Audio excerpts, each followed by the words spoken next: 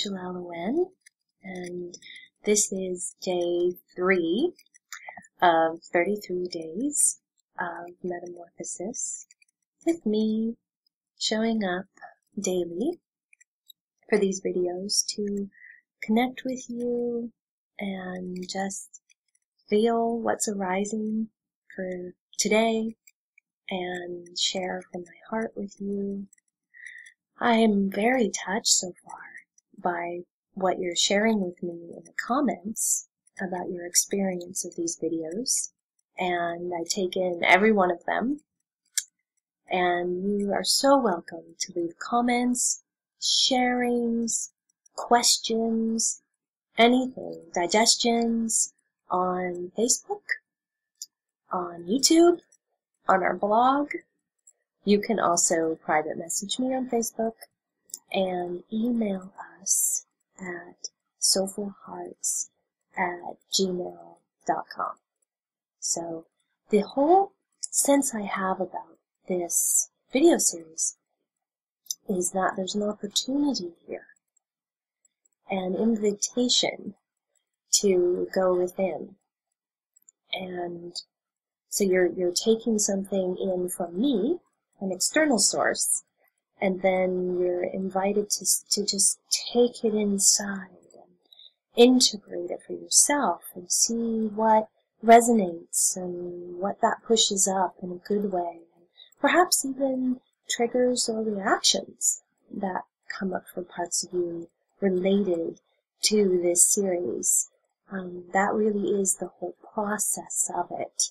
And I believe the energies that come through are catalytic in that way. They are meant to change and transform and reflect something to you. So there may be days where you just feel this goodness, there may be days where you feel this bliss, and there may be days where you feel more of a mess. And that's actually what I wanted to talk about today. And that is the Bliss Mess of Ascension. And that's the name of my new book, which you are welcome to receive as a free gift from us to you for engaging in this 30-day video series. So again, you can email us at soulfulhearts@gmail.com to receive a gift PDF of it, and I highly recommend doing that, especially if you're feeling dedicated and drawn to take in all 33 days of this. Then the book will just supplement and deepen, providing more context, more teachings, much more sense of me and my journey, because I share about that in the book as well. So I wanted to talk about Bliss Mess. What do I mean by that? I'm surprised no one's asked me, Jelelle, what do you mean by that? I think maybe that's because we all get it somehow. Those of us that have been awakening, ascending, enlightening, whatever you want to call it, healing, transforming, we get it that this is a bliss mess process. So really, what the Bliss Mess offers is that this is not just about achieving bliss and blissful states of oneness or unification. That all is an aspect of the process, a beautiful aspect of it. That's really what makes it worth it in some ways. Yet to just want that, to only want that, and to filter out, or even we could say suppress the mess and deny the reality of the mess, really creates this setup inside of us. And I've seen this over the years, this setup where it really becomes a part of us that is trying to achieve and attain bliss states. at the cost of our vulnerability often, at the cost of our woundedness, at the cost of our, sometimes, humanity, and ultimately at the cost of our hearts. And our hearts are where all of this is centered. Ascension is centered in our hearts. If it's not centered in our hearts, then it's coming from somewhere else, which is a fine investigation. Yet, I want to give an example.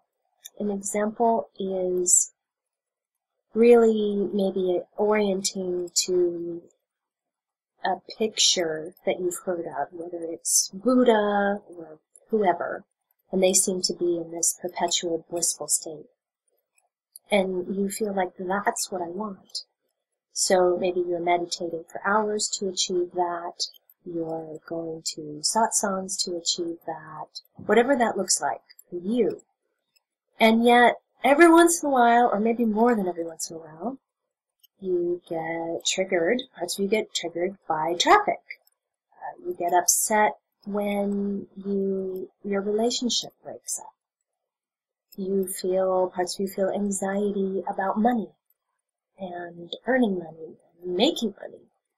You have feelings of depression and despair and loneliness.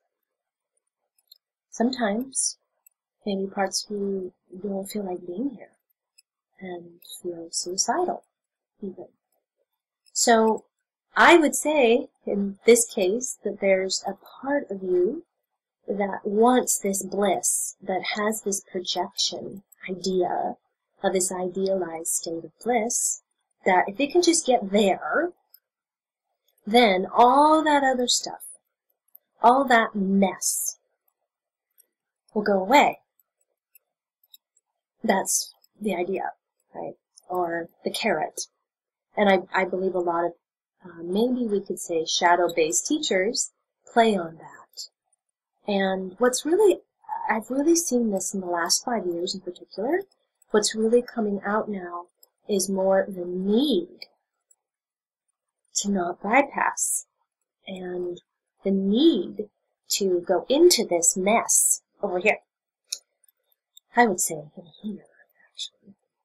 And to even see and feel this mess as sacred.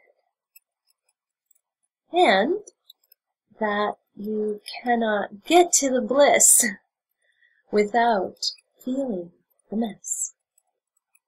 So when I say mess, there's no judgment in it. I'm not saying that's a mess, like that. I'm more saying, it's a mess. How could it not be? Considering what you've experienced in 3D life, what other timeline aspects of you, what we call metasoul aspects, are experiencing of 3D life and timelines such as the Dark Ages, when there was so much mess to sort through. We're in a mess right now as a culture. And to deny that and say, no, we're just blissful and we're all one. Well, we are all one on a high soul level, but our actual experience of reality is not one. We signed up to be separate and to feel what that would be like. We so bravely as souls said, okay, I feel and get this oneness thing, and I feel and get bliss, so what would it be like if I forgot? And what would it be like if I was with mess?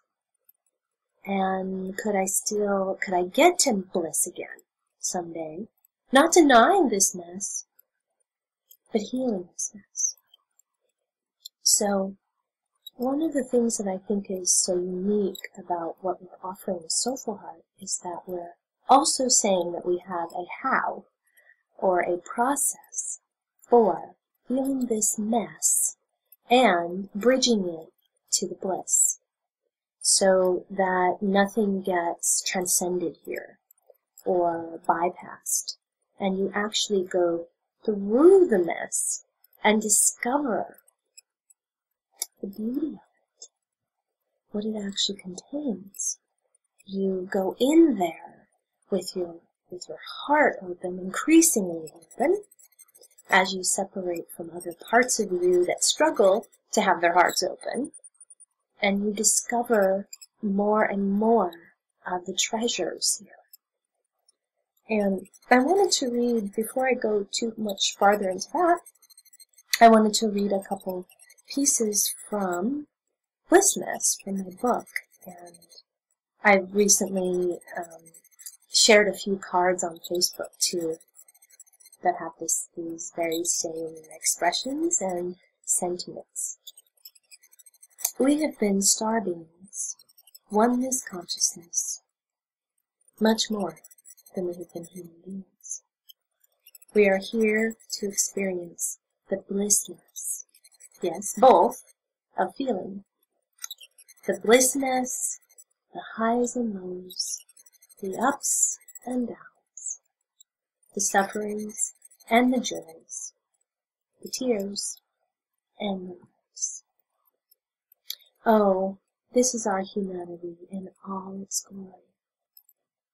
Angels and star beings are watching us, admiring us, merging with us when our consciousness and emotional body are ready, more and more to experience this emotional experience of reality through and with us.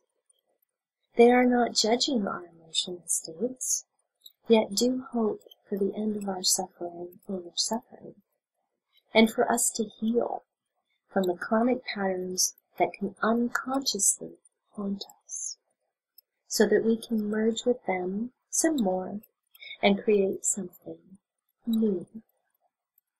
Our hearts are the beacon that shines across the stars and draws attention from around the galaxy. It is necessary to experience both the bliss and the mess, to ascend, to awaken your soul, enlighten your heart, enlighten your mind, crystallize your body, to just reach for and want the bliss aspects of ascension is to miss out on the gifts that going into your deepest densities and shadow offers you. There is a well to your woundedness. Not that you need fixing, yet going into your woundedness and healing it allows you to free up your essence and bigness from the wounded frequencies. This is a spring-loaded process that just happens organically as you open up to experiencing both the bliss and the mess. So that summarized what I had said in my intro, the wealth of your woundedness. You may be listening to this and saying, yes, Jelelle, yes, I get it. What I want you to feel for a moment is the part of you that judges your woundedness, that judges the mess, that resists going into the mess, and doesn't want you to at all go there. This also could be an energy that we call that's maybe the inner punisher that I just described.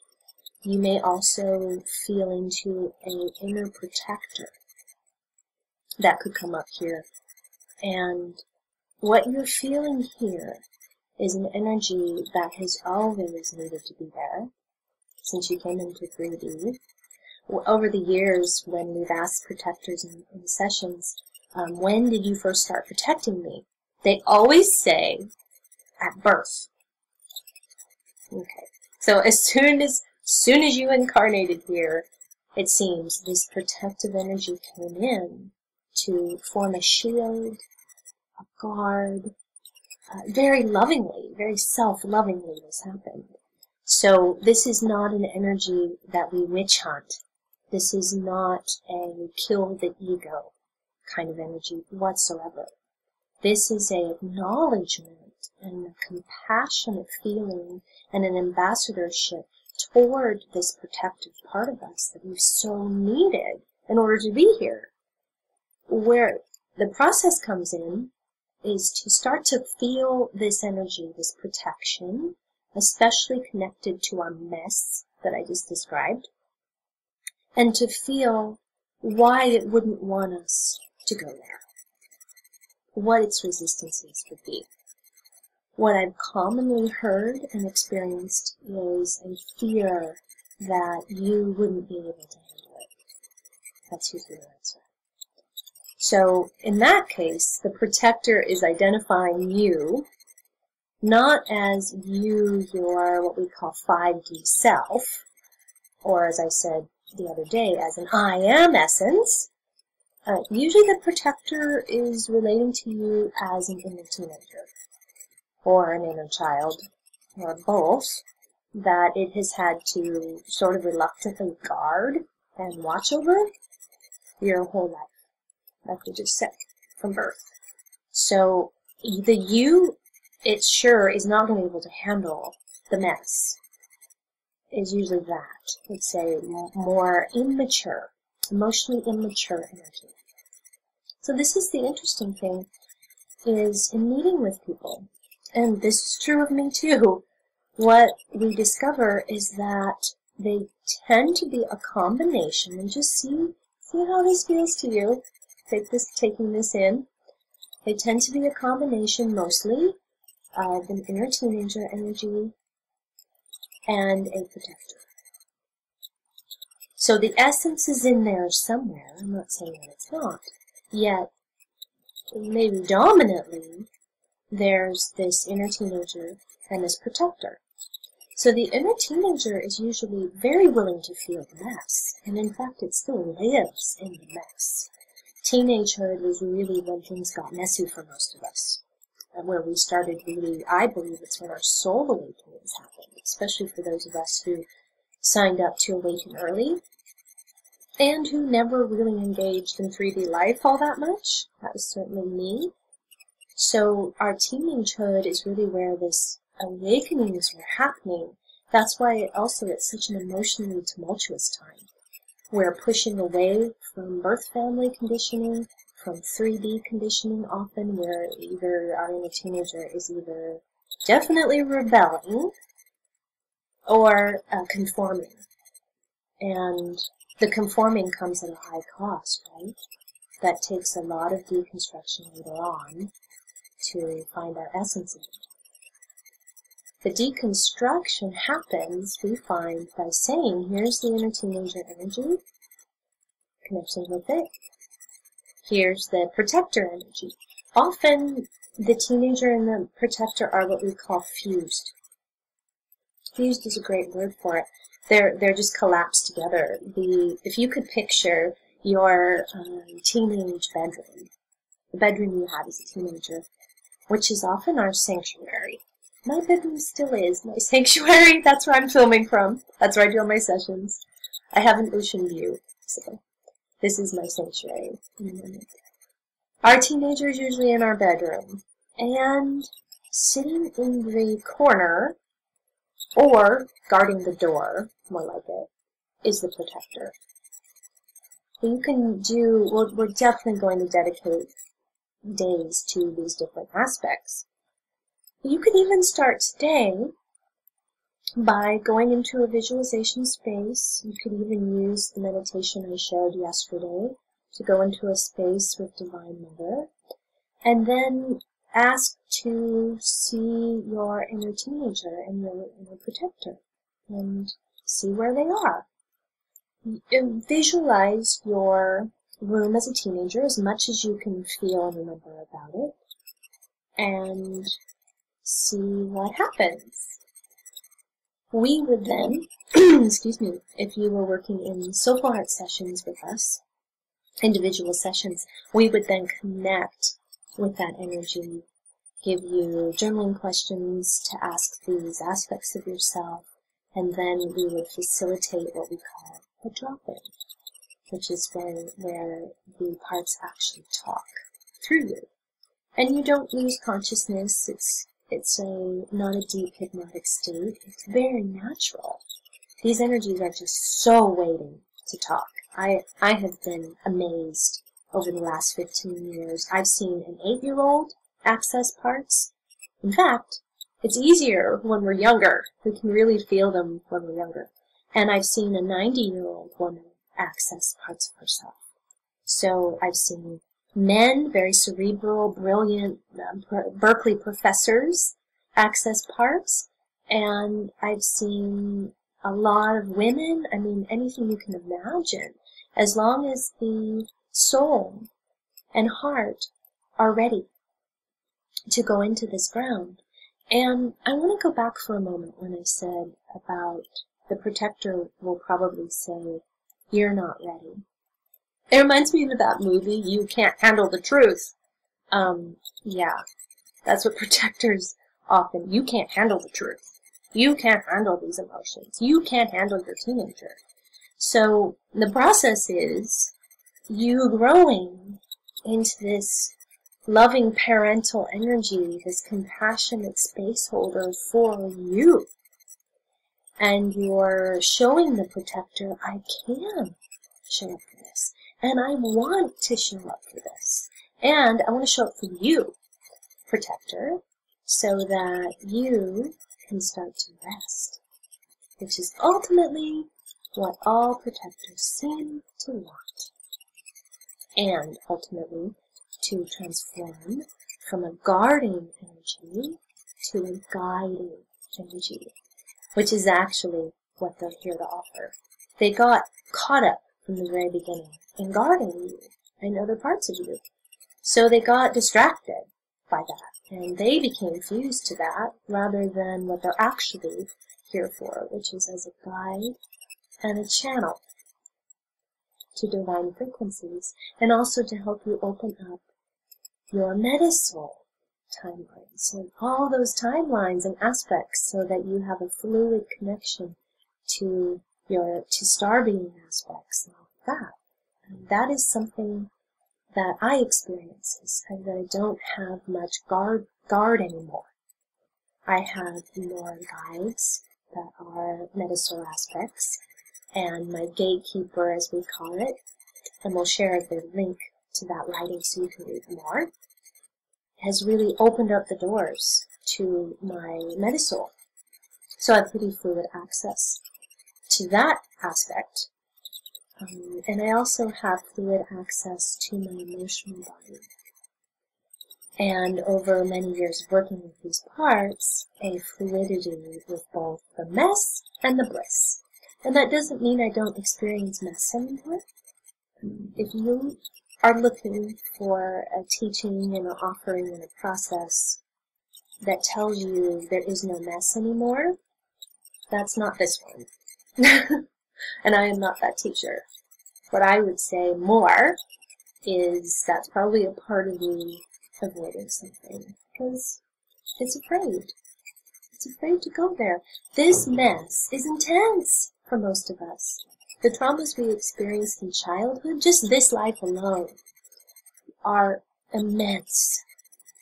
And once we begin to feel them, we need a lot of us there, and a lot of support from a community, and we would say a process, and then the divine, to be able to go there. And so that the protector would rest and let us go there. So I think I will end on that note for today, and the reminder that it's our heart and our healing heart. So many of my star beings have said to me, I love your tears, they're so precious. So this is the beacon that goes out to the galaxies, is this human heart. So rather than vilify it and try to transcend it, bypass it, let's enliven it. Let's heal it. Let's go into the messes with bravery and courage in order to reveal the love of our woundings. Thank you for joining me today